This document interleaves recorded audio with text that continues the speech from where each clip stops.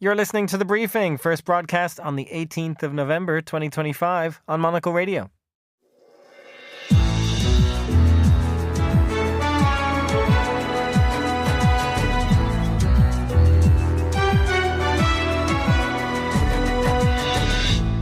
Hello and welcome to The Briefing, broadcasting live from Studio One here at White House in London. I'm Chris Chermak. Coming up on today's program, Saudi Crown Prince bin Salman is meeting with Donald Trump in Washington. We'll ask whether he can expect to go home with some brand new fighter jets, among other things. Also on the show. From Lima, you can go to the other part of the Andes in a train, for instance, or if you are in Arequipa, Cusco or Puno, you have trains going there also. Clearly, Peru has no shortage of places to visit. We'll talk about its tourism sector at the recent World Travel Market. And after that, we're bringing some sparkle to your Tuesday with our luxury markets editor, Brenda Toohey. Not jewellery, Brenda, a different kind of sparkle. That's true. We're going to talk about the UK's sparkling wine industry. Nothing like sparkling wine talk on a Tuesday afternoon to get you thinking about the evening. All that right here on The Briefing with me, Chris Chermak.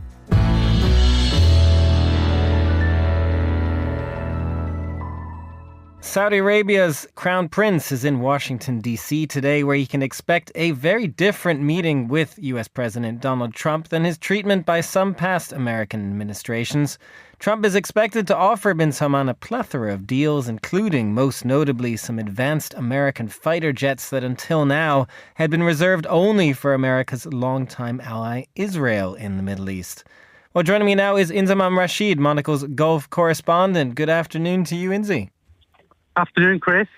Good to have you back on the show. How significant is this meeting? Just to kind of give us a first breadth answer here. I mean, it is the first time, one must say, since the journalist Jamal Khashoggi's death during Trump's first term, which really put U.S. relations on ice for a while. Yes, it's incredibly significant for a number of reasons, none less because of the issue you just mentioned, but it's the first time MBS will be visiting the United States in 7 years. And so there's a lot to discuss. And I would expect the same kind of fanfare that Donald Trump received when he was given that gilded welcome in Riyadh earlier this year.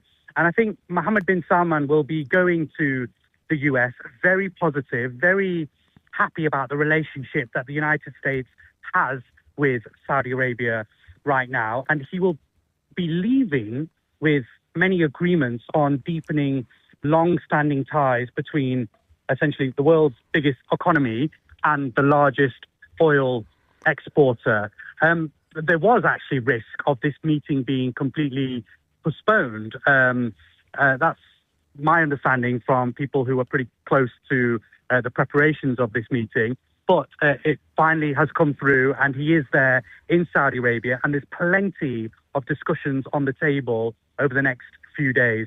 As you mentioned, F-35s, a deal that Trump has already said that he is going to have with Mohammed bin Salman. They will be talking about AI chips as well, and access to nuclear technology. And I think also an interesting discussion that will take place is the future of Gaza and the very thorny issue of relations with Israel. There's no doubt that that discussion will be had as well whilst MBS is in Washington. Inzi, we'll get into some of those in a bit more detail. Let's start with the fighter jets, because that has been one of the big headlines leading up to this meeting as well. What is your sense of where we are on that? How likely it is that there will actually be a deal for these F-35s for Saudi Arabia? Well, I think Donald Trump was asked about whether he was prepared to approve the F-35 jets for Saudi Arabia. And he said yes. He blatantly, upright, and said, yes, absolutely. He will sell those F-35 fighter jets to Saudi Arabia. The agreement, I think, marks a major concession to MBS and sets the tone as well for talks aimed at deepening the Washington ties with Riyadh. We know that the Crown Prince is seeking deals in defense, artificial intelligence, nuclear energy and gas, and Saudi Arabia wants permission to import many of those into the kingdom. Around the F-35s in particular, they're among the world's most advanced weapon systems. Saudis have long wanted them, and they've had negotiations for a long, long time. Each plane costs around $100 million US. But the advanced technology is one reason why the deal will be pretty fraught, because Trump's planned approval comes despite the eagerness of Israel, the only Middle Eastern state that currently has the fighter jet to protect its monopoly. And under American law, Israel is actually guaranteed weapons needed to maintain its qualitative military edge over Arab nations. So it is a bit of a sticking point, but it seems like Trump, as Trump does, wants to break all the kind of rules that are in place and decide to actually go ahead with this deal because he feels that the friendship that he has with Mohammed bin Salman in a number of areas, not just defense, is crucially important. And this does bring us to Israel, Inzi, because as you mentioned, Israel might not be in favor of this kind of deal for Saudi Arabia. Is it your sense then that perhaps there's an expectation that there will be some kind of move forward on relations between Israel and Saudi Arabia? Is that part of Trump's vision, I guess, for even giving F-35s to Saudi Arabia, that these two countries can get along? But I do wonder if Saudi Arabia feels the same way.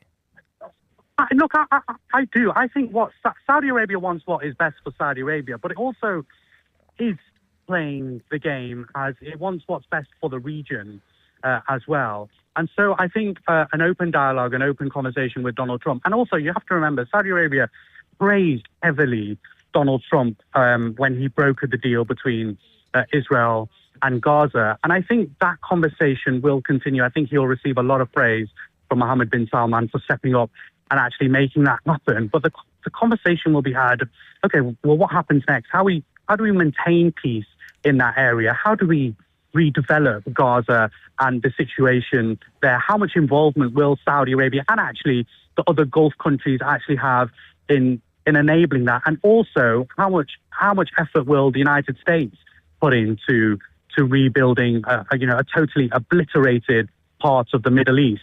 And so those conversations will be vitally important. I think what will be incredibly interesting is that Israel will be watching. They will be watching this meeting. They will be wanting to understand from their sources within inside the US government how the meeting went and actually how the two world leaders leave that meeting, whether they leave that incredibly happy, incredibly close to each other and a step closer to these US-Riyadh relations, or actually there was some tension in Washington and Israel will jump on whatever bit of, I guess, sticking point there may have been between the two nations and perhaps see that as a bit of a win if there is any. Just finally then, Inzi, I mean, tell us about some of the other business deals and what we can expect on that front, because presumably if bin Salman is going to get some of these advanced technologies when it comes to the military, he is going to have to give something in return, and Trump is certainly focused on economy, business, providing money and investment to the United States. Yeah, I think what will be very interesting to see, and it's a bit of a difficult talking point, I think, especially when you are the president of the United States and you also have a pretty big business, especially in the real estate sector. Donald Trump will most definitely want conversations with Saudi Arabia and with Mohammed bin Salman about having a stake in Saudi Arabia when it comes to real estate. Notably, the CEO for Diriyah, one of the largest projects happening in Riyadh, also has traveled with Mohammed bin Salman on this trip. And there's no doubt that there will be conversations about a Trump Tower or a Trump sort of development that may come up in Saudi Arabia and particularly in Riyadh in the years to come. So I think that's an open conversation that will be had. But then also there is the conversation around AI chips. We know that the Middle East, particularly Saudi, is boosting its AI capabilities. And in order to do that, it needs to import advanced AI chips from the likes of NVIDIA. Those advanced micro devices and a security pact with the US will be incredibly crucial. And that's an agreement that I think Mohammed bin Salman will try and sign whilst he's there in Washington. And so he will be coming back, I think, incredibly happy if he can get AI chips over the line, these F-35 jets, and potentially Donald Trump's name in one of the biggest developments in Riyadh. Inzamam Rashid, Monocle's Gulf correspondent, thank you very much for joining us. And now here's Anita Riota with the day's other news headlines. Thanks, Chris. North Korea warns Seoul's plan to build nuclear-powered submarines alongside Washington, D.C. will trigger a domino effect. The project between South Korea and the U.S. was agreed to last month and has been a long-time ambition of Seoul's. UK ministers are set to ban the resale of tickets for live events above their original cost. In plans to be announced on Wednesday, the government would institute a crackdown on secondary ticket platforms, which has been endorsed by artists. Frida Kahlo's family home in Mexico City has opened as Museo Casa Kahlo. The museum features exhibits designed by Rockwell Group focusing on the artist's personal artifacts. Those are today's headlines. Back to you, Chris. Thanks very much, Anita. Tourism to South American countries has experienced a massive surge in 2025. As international travelers increasingly seek new and exciting destinations, countries such as Peru are becoming top choices for these unforgettable experiences. Ricardo Bayraiba, Deputy Director of Incoming Tourism at PROMPERU, the official tourism board for Peru, joined Monocle's Tom Webb at the recent World Travel Market to explain more of the secrets behind the country's success. It is important to say that Peru it's a destination who has a lot to offer for a visitor. Why? Because we have culture, we have nature, we have adventure. It's a unique destination. You have a lot of things to do. And we have also rich culture, incredible biodiversity, and breathtaking sceneries. So that makes a truly immersive experience for a tourist. And you do have blockbuster locations that people will know all around the world, including Sacred Valley. Are there other parts of the country that you would like to see share the spotlight?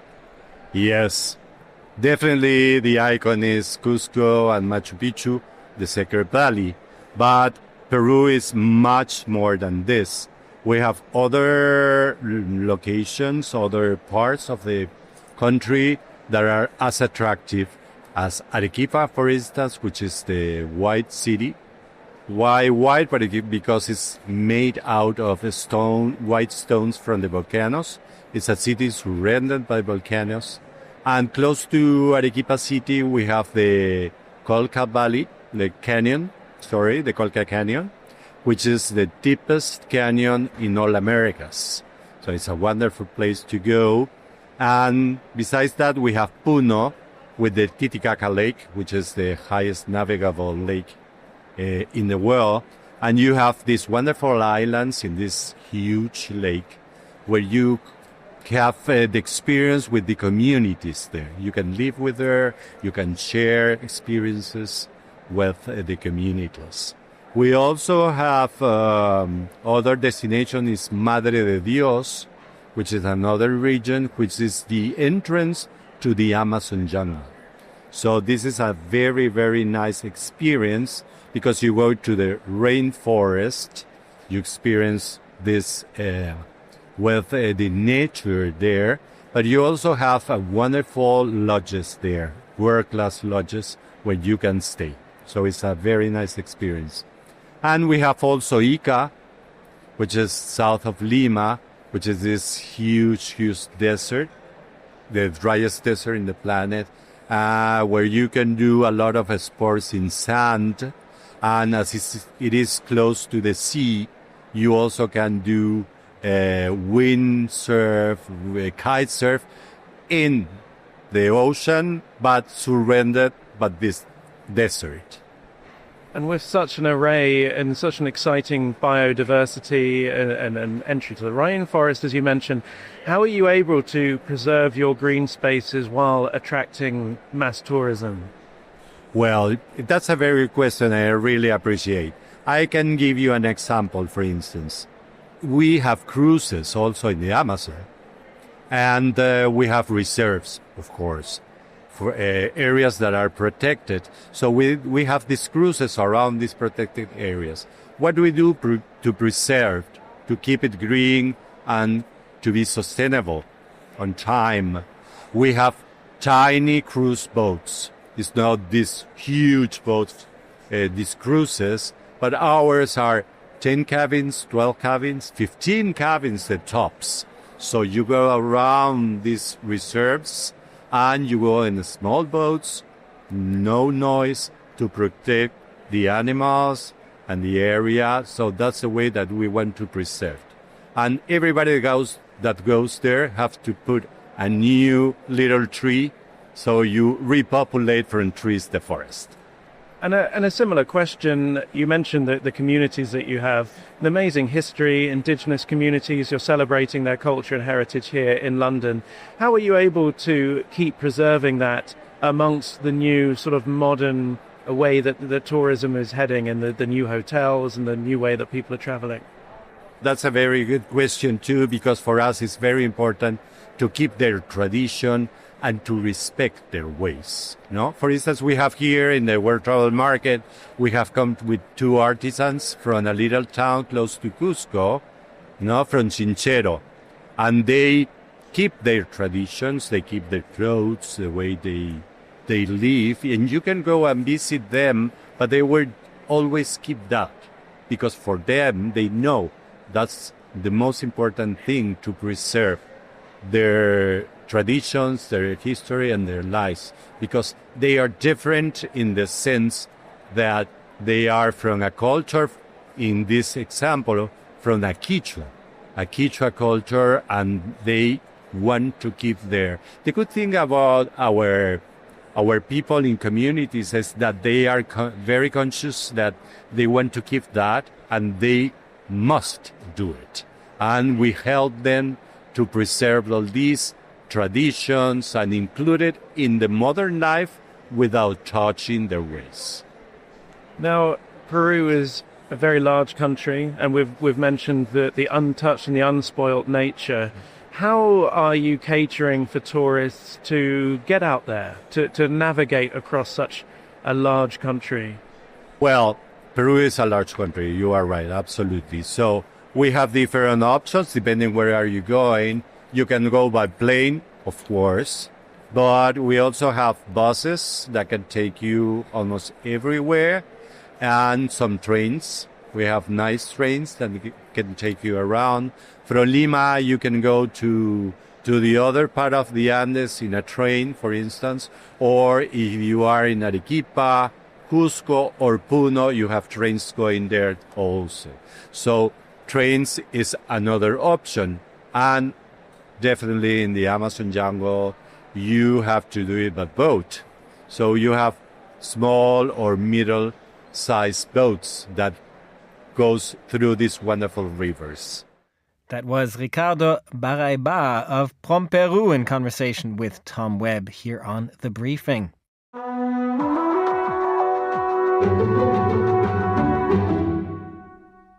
You are back with The Briefing. I'm Chris Chermak, and it's time now for a look at sparkling wine, as we said at the top of the show, with a bit of surprising focus maybe on right here in the UK. Brenda Toohey, Monocle's luxury markets editor, is right here in the studio with me. Good to have you, Brenda. Hi, Chris. Great to be here.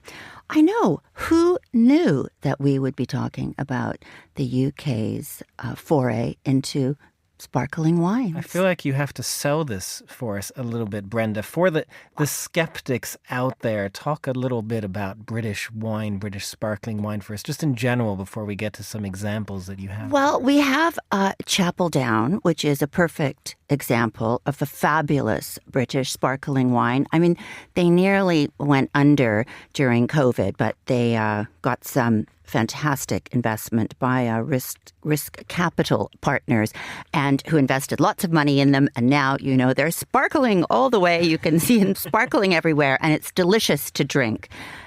So they were the first, really, who thought about it, who recognized the fact that the climate here was conducive to producing good wine, that the land was perhaps a little bit more accessible financially than perhaps growing grapes in France, where, vineyards are very expensive. The land there is precious.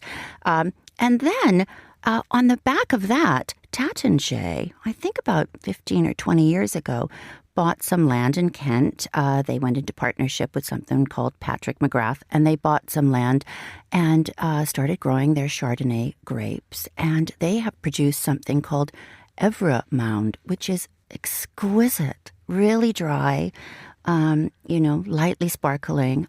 It's fantastic. It has a big price as well, It's around the same price as, let's say, champagne, around £55 a bottle.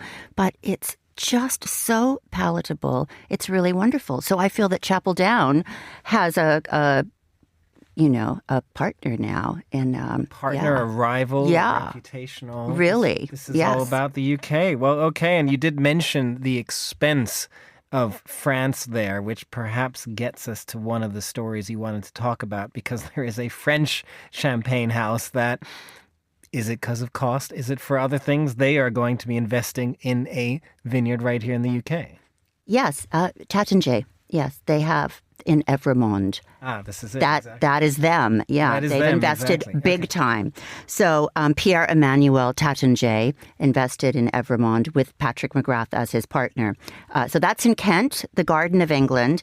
They're growing grapes in great abundance and creating this wonderful wine.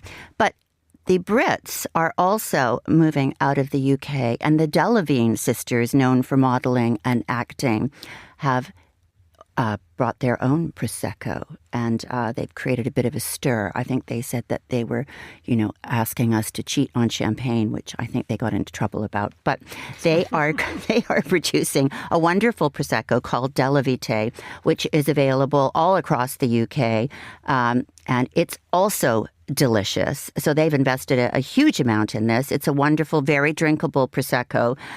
They're even producing it. You can buy it in tins in a sort of a, you can buy it in bottles. Brenda? You can buy it in tins. Well, it's if you're going to maybe a concert or somewhere where you can't pop the cork, just opening a little tin might be sufficient. Is this about sort of British expertise then as well? It's not just about, say, the climate and what you have here in the UK. But I think it is. Also Britain going to Italy and thinking that they have something to offer. I think it is. And also, perhaps now, Kylie has a wine.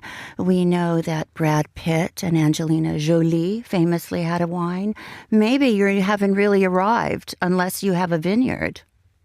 And tell us more about the French Champagne House coming here. I'm just curious, what their motivation is for leaving France. They're not entirely leaving France, obviously going to stay there as well. But what made them decide that this was the place here in Kent to invest as well? I suppose they had great forward thinking.